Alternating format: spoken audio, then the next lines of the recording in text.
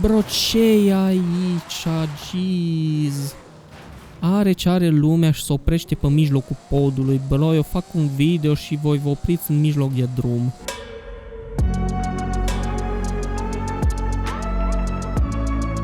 Neața, dragilor, și bine v-ați la un nou video. Astăzi vreau să aruncăm o ultimă privire la superbul Forza Horizon 5 și să-l testăm în toate modurile posibile, să vedem cât de genial a putut fi optimizat jocul ăsta înainte să trecem la Forza Horizon 6. Știm bine că majoritatea informațiilor cu privire la noul Forza Horizon 6 au fost lansate acum de foarte puțin timp, avem și prețurile de pre-order și toate cele. Jocul arată absolut genial, dar rămâne de văzut cât de optimizat va fi sau dacă va fi la fel de bine optimizat ca Forza Horizon 5. În videoul de azi o să încercăm toate setările și să vedem câte FPS-uri avem în toate scenariile și o să încercăm de asemenea și DLSS 4.5. Înregistrarea o să facem ca până acum prin Elgato 4KX direct în ProRes 422 LT pe Mac ca să nu pierdem niciun strop de FPS și calitate. Gata, nu mai pierdem vremea, hai să ne delectăm într-un ultim video în Forza Horizon 5. Lego!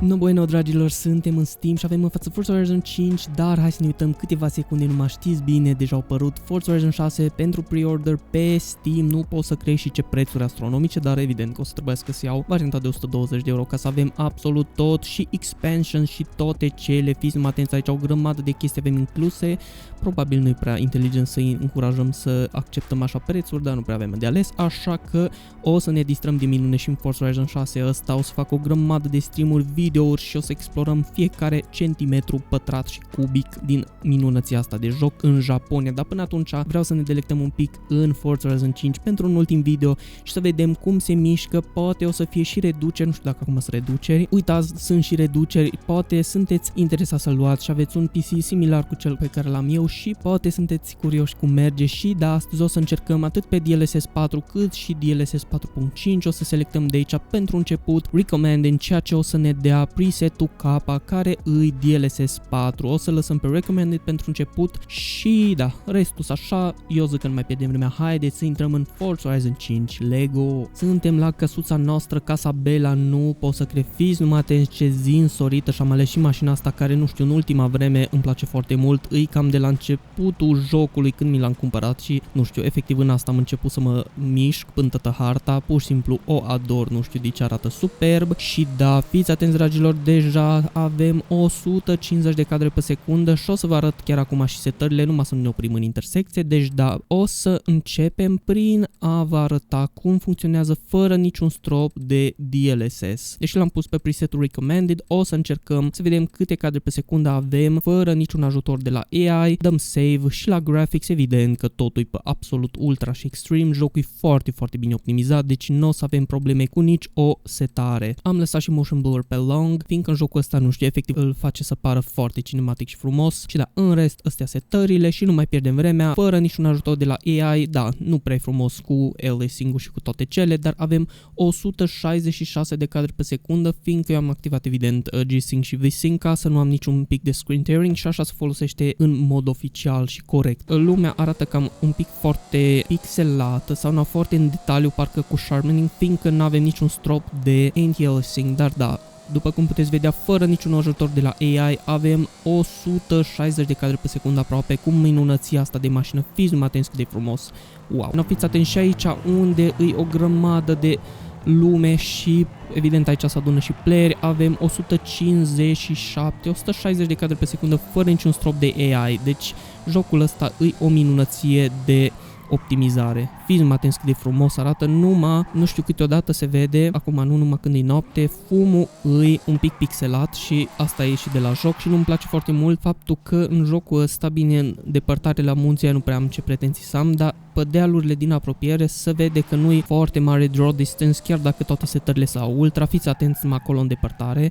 Dacă ne uităm în stânga, în depărtare se vede că nu sunt încărcate texturile de pe jos prea bine și iarba și toate cele. Bine, acolo în depărtare nu ne interesează, dar da, era frumos să poți face side draw distance mai mare, dar în fine, nu mai contează asta. Ideea e că avem o grămadă de cadre pe secundă aici, să vedem unde mai putem merge, uitați și pe hartă, nu avem niciun strop de lag. Eu zic să mergem totuși în zona orașului unde e cel mai greu de rulat jocul ăsta. Am ajuns în festivalul ăsta de unde zic să începem fiecare test de astăzi. Acum o să începem fără niciun ajutor de la AI, fiți atenți, începe și să plodom nici reflexii. Haideți să mergem până în oraș, cât de frumos se mișcă jocul ăsta e absolut genial de rulat și pe ROG Ally îl ador, de jucat în pat, e superb. Le-am ratat intrarea pe autostrada de pământ. Deci da, chiar și fără niciun strop de anti-aliasing, jocul nu arată deloc oribil.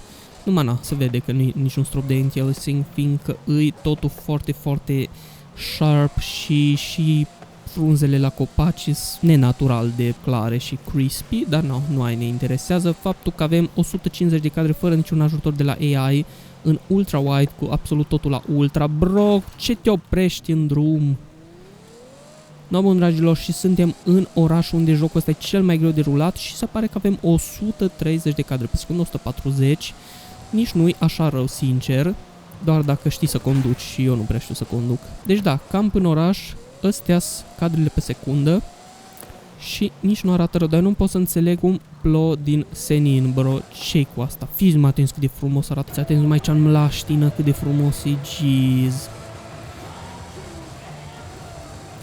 Bine, nu-i mașina asta de off-road, dar fiți atenți și în junglă, e plin de vegetație și de noroi pe jos și urmele rămân evident în noroi, totul merge super lejer și avem 150 de cadre pe secundă în mare. Dar da, nu-mi place draw distance-ul ăla, doamne, fiți mă atenți ce frumos e pârâiașul ăsta de după ploaie.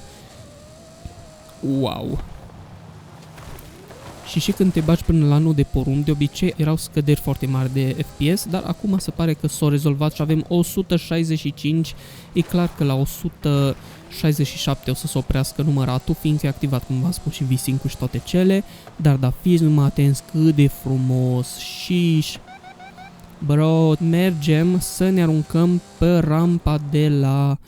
What? Nu mi-am pus bine, unde mă duc și până, vai de capul meu, și până râu când ne ducem 148, deci jocul e foarte, foarte optimizat pentru performanță raw, deci n-avem nicio treabă, numai nu-mi place asta, nu-mi place draw distance-ul, efectiv e foarte, foarte aproape, vedeți că se încarcă și vegetația și toate se încarcă foarte, foarte de aproape, ați văzut și acolo în depărtare mai înainte, o să pun un replay probabil, dar și aici în fața mașinii, fiți atenți, foarte, foarte aproape se încarcă vegetația de pe jos, nu-mi place aia, dar whatever. Fiți numai atenți, dragilor, pe podul ăsta, 167 de cadre pe secundă.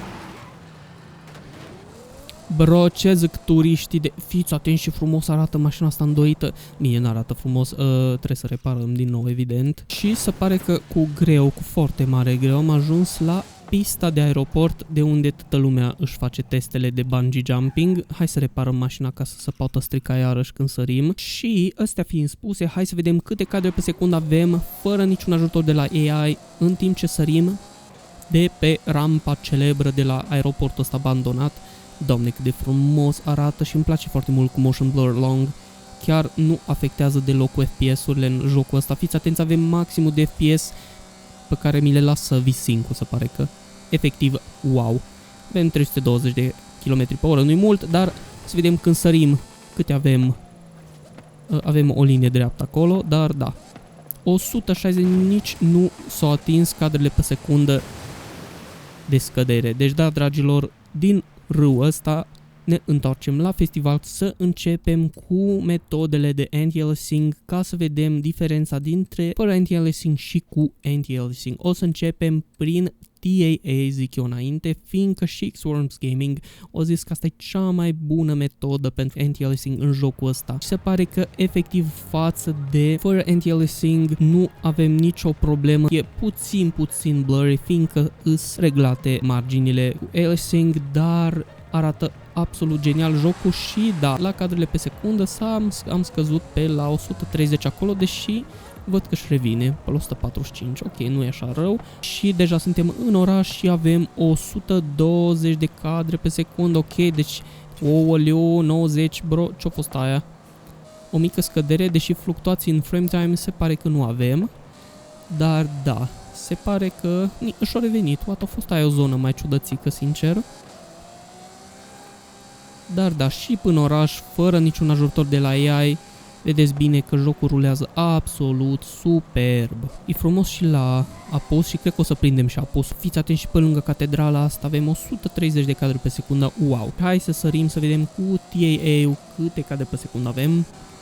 Și avem, da, efectiv ce probleme poți să ai la FPS când sari. Nici una, da, am putea să încercăm ceea ce îmi place mie foarte mult să testez întotdeauna, multi-sample anti-aliasing, care e cel mai greu de rulat, și anume ăsta, îl dăm la maxim 8, care efectiv rulează rezoluția internă a jocului și a texturilor și absolut toate la maxim, mult mai mult de rezoluția monitorului și se pare că avem 130 de cadre pe secundă, 128, ok, și aveam 140. Jocul arată cel mai sharp posibil, asta e cel mai bun mod de a avea maxim de sharpness fără ajutor de la AI și da, jocul rulează evident perfect, doar că un pic de drop în performanță o să avem și am revenit în oraș unde suntem cu multi-sample anti-aliasing și avem 120 de cadre, da, zona aia era o zonă cu low FPS, dar după aia și-a revenit, avem 130, înainte cred că aveam 140, dar cred că o să urce, fiindcă jocul e foarte, foarte bine optimizat, chiar și când folosim metoda asta de anti-aliasing, deci da. 136, 138, ok, m-am bătut de toate.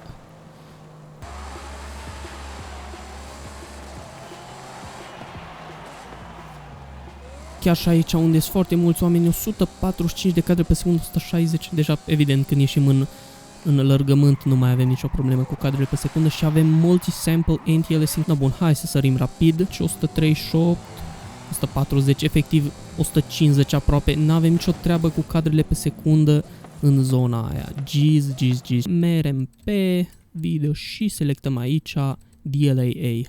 Tot cu 0,8% sharpness și da, hai să vedem cum arată. S-ar putea unele linii să mai aibă un pic de aliasing, am văzut acolo și pe un stâlp, dar da. Și deja o să se apropie apusul și o să avem...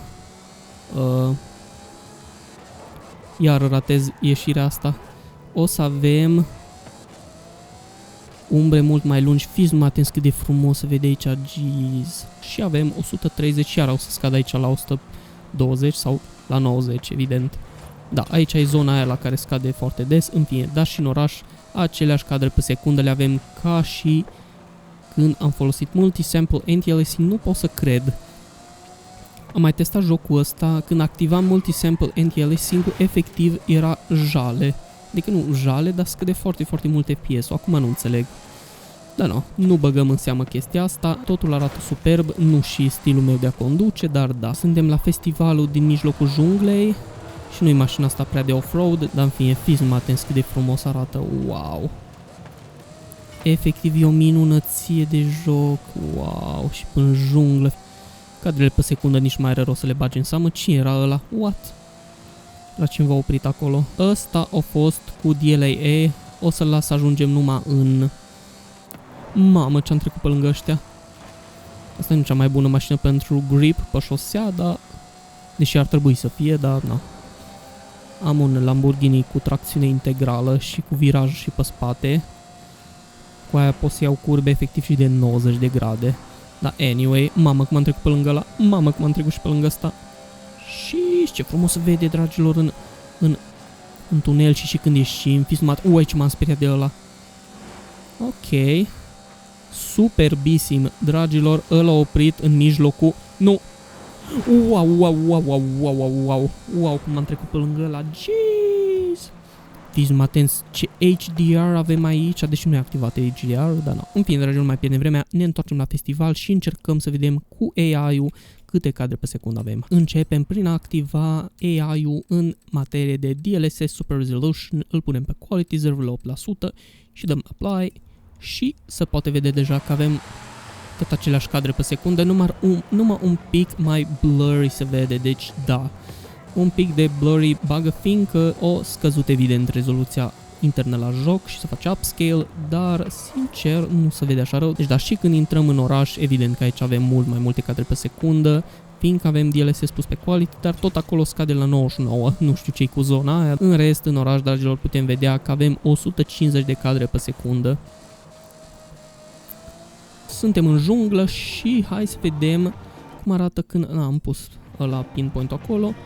Da, aici se vede mult mai blurry, nu în ultimul hal. Eu dacă ar fi să joc jocul, l-aș juca evident cu anti-aliasing doar pe DLAA sau chiar și cu multi-sample anti-aliasing dacă nu fac stream sau nu înregistrez sau ceva. Mamă, cât de frumos. Oricum, lumina și toate cele îi superbă. Nu contează ce DLSS sau anti-aliasing folosim. O să avem probabil niște artefacte, am văzut la farurile lui ăla. S-a văzut un pic de, cum îi zice, niște artefacte și da, se vede și în capătul podului că nu-i așa sharp. Bro, ce-i aici? Jeez. Are ce are lumea și se oprește pe mijlocul podului. Bro, eu fac un video și voi vă opriți în mijloc de drum. Trebuia să-i claxonez cu poliția. Suntem înapoi în meniu pe Steam și am dezactivat evident V-Sync-ul că urmează să folosim și Performance DLSS 4.5 și Frame Generation, deci da, astea le am întotdeauna activate, dar acum le-am dezactivat. Vertical Sync, Triple Buffering și Low Latency l-am lăsat totuși pe Ultra, fiindcă ajută să nu avem așa latență mare când folosim DLSS și mai ales Frame Generation. Bun, și din Model Preset, din Recommended, punem presetul M, care e cel pentru performance, cel L e pentru ultra performance, apply, save și toate sunt ok, presetul M și putem da play ori de unde, cred că de aici e ok. No, bun, dragilor, și ne-am întors în Forza Horizon 5 și deja i-a pus-o. Suntem cu DLSS-ul pus pe performance și anume DLSS 4.5. Să vă arăt și setările. Aici totul e pe off, în afară de performance, care e cu sharpness pe 0.8 și da, așa merge și arată cu DLSS 4.5. Se pare că un pic de aliasing avem acolo. Totul nu e prea așa sharp, dar am dezactivat și V-Sync-ul, deci avem cadre pe secundă maxime cât se poate, fără să fie limitat pentru monitorul meu, deci da. Momentan pe aici avem 160, hai să mergem în zona de festival. Se vede deja un mic boost de FPS, deja aveam FPS-uri mult mai multe decât îmi trebuiau, lol. Dar da, se pare că sunt niște artefacte în față cu luminițele, deci da. Cu DLSS 4.5 îi destul de ciudățel jocul, deși se vede în continuare superb, foarte sharp, nu sunt prea mari artefacte din câte văd eu sub mașină sau mi se pare mie, nu știu, poate și de la motion blur, dar da, când intrăm în oraș avem 150 de cadre pe secundă, totul best, aici evident va scădea iar la 90, 100, ok, o scăzut numai la 100, ok, ne oprim aici în clădire, fiindcă n-am apucat să pun frână. Aici sunt pedestrians, mulți oameni și da, avem 140 de cadre pe secundă până oraș, unde e cel mai greu derulat jocul, cică. Ok. Am ajuns și la catedrală să trag clopotele, super. Bun, și toate astea fiind zise, hai să mergem și la junglă, să vedem în junglă cum arată vegetația cu DLSS-ul pus pe performance. Ok, avem un pic de screen tearing, fiindcă am dezactivat V-Sync-ul și G-Sync-ul și toate, dar da, e un pic cam muddy și not sharp jocul în zona asta. Când eram evident fără niciun strop de AI sau anti-aliasing, puteam efectiv să diferențiez crengile în copaci și vegetația, dar acum îi cam un pic de tocăniță totală, dar nu îi mare bai. Avem și un pic de glitch-uri la luminile celor care vin. Superb. What? Mai erau și zone în care... Stați un pic să claxonăm. Avem un pic de eco, dar da, fiți atenți, aici avem mai multe glitch-uri. Doamne, ce fain să vede lumina asta. Lumina, evident că nu e afectată de nimic. Să încercăm și pe final de video și frame generation-ul cu baza de FPS care va fi pusă pe DLAA. Dăm enable la DLAA și la frame generation și reflex low latency pe boost și acum ar trebui să avem cea mai bună claritate plus cele mai multe FPS-uri fără ajutor de upscale. Fiți numai atenți cât de super să vede, avem 175 de cadre. Stați, că s-a activat automat frame rate cap. Ok, no, bun. Și acum avem maximul de FPS-uri. Da, avem 180, fiți numai atenți cât de frumos. Baza de FPS era pe la 140 sau 50, ceea ce e foarte, foarte bine pentru frame generation. Și latența nu mi se pare chiar mare. No, bun, am pus și chestia cu latența și avem cu frame generation-ul și cu, evident că am pus și reflex-ul on. Fiți numai atenți cât de frumos se vede și nici un strop de artefact nu avem, fiindcă baza de FPS-uri e foarte mare, deci nu trebuie să umple AI-ul cu prea multe, cu fake frames. Fiți numai atenți câte cadre avem, 170 și aici au scăzut la 150 numai, deci adios 90 de cadre pe secundă, evident. Wow!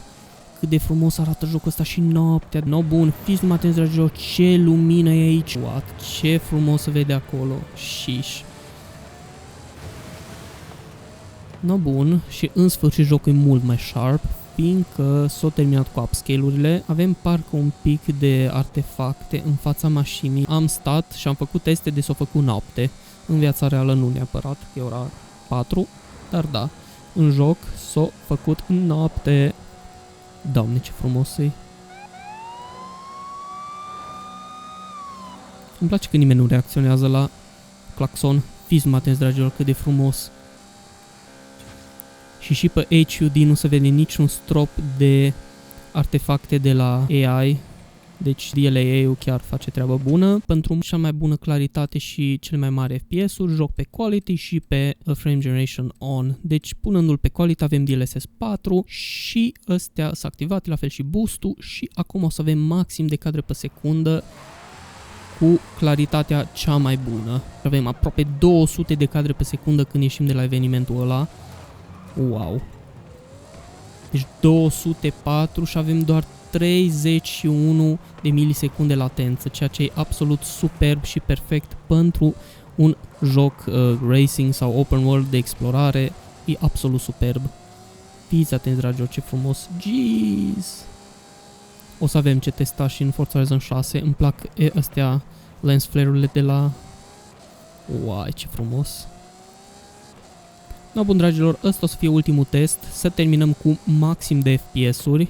Evident, dacă o să-l pun pe performance, cred că o să avem vreo 230 sau 40, dar o să fie tare ciudățel. Și nici așa nu se vede chiar oribil, sincer. Cred că am scăzut acolo pe la 150 de cadre pe secundă numai, ceea ce nu e rău. Un pic de shimmering se vede și un pic de ghosting la marginea mașinii. Oscar Round 1 failed. What, am avut un dip acolo în performanță, dar cred că cum a fost meniul ăla de la Horizon Arcade. No, bun. Și ne-am întors cu maxim de FPS-uri și cu vegetația și cu toate cele. Dragilor, avem 200 de cadre pe secundă. Wow! Mergem rapid și până... Aoleu, aoleu. Mergem rapid și până în tunelul ăla să vedem dacă avem ceva artefacte, dar da, momentan eu nu prea văd artefacte. Dar 200 de cadre pe secundă, wow, în ultra wide cu totul la maxim. Sheesh! Superbisim! Dați-vă din fața mea. Evident că era și o mașină mai rapidă, dar am ales-o pe asta că mi-a plăcut foarte, foarte mult cum arată ziua și noaptea, are reflexii faine. Mie asta ține de decal și ce am pus eu pe el, în fine. Fiți atenți aici unde e maxim de lume și circ și chestii. Avem 190 de cadre pe secundă, mai ales când facem drifturi. No, bun, și facem drifturi și îmi place să și rotesc camera și așa o să rămânem pe loc. Deci da, făcând drifturi avem 200 de cadre pe secundă, efectiv, wow. Și fumul, când ești aproape de fum nu se vede nașpa, dar haide să vă arăt și o să facem testul ăsta acum rapid. Vedeți acolo fumul ăla, ce nașpa-i, what? Uitați acolo fumul ăla. What? Nu pot să înțeleg de ce. Haideți să dezactivăm rapid, să vă arăt că și pe multi-sample anti-aliasing, deci ăsta dat pe OptiX și fără frame generation și niciun AI, avem fumul ăla tare ciudat. Nu știu care e faza cu fumul. E fumat jocul, dar nu. Aia. Deci numai la lumină și când faci fum din ăsta, fiți atenți să văd, așa nu prea să văd foarte tare pixelii, nici nu știu dacă sunt pixel efectiv fumul. Fiți atenți acolo, ce ciudățenie. Dragilor, terminăm pe multi-sample anti-aliasing video. Mulțumesc frumos pentru vizionare. Nu uitați să vă abonați la canal și să loviți cu un Ferrari buton de like și clopoțelul de notificări ca să fac foarte tare din ghibumi când o să mai așa alte videouri și o să începem joaca în Forza Horizon 6 când o să apară. Evident o să dau pre-order la varianta de 120 de euro, fiindcă n-am încotro. Bun, și înainte de plecare am vrut neapărat să vă arăt cât de frumos arată și festivalul ăsta. Fiți numai atenți ce luminițe frumoase și ce glow și ce nebunie de claritate aici. Suntem cu multisample anti-aliasing, totul arată de vis. Aici îmi place să stau seara, efectiv îi superb și mai ales și când plouă. Acum nu pot face să plouă, dar îi superb, dragilor. Mulțumesc frumos de vizionare și ne vedem la videoul sau live-ul următor. Take care și pa-bye!